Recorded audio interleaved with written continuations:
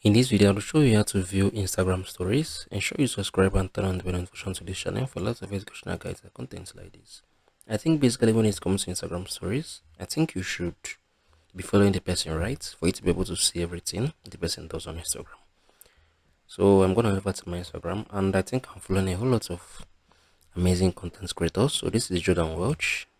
So this is his own story for the day, right? So yeah, this is it. This is his own story. So I'm gonna click. This is Fusayo. So yeah, this is his own story, right? So yeah, this is Fusayo. Yeah, okay, this is Tayo. This is Fusayo, right? This is Kaisinet, right? So you need to be following them on Instagram for you to be able to view the stories whenever they post each 24 hours or 48 hours.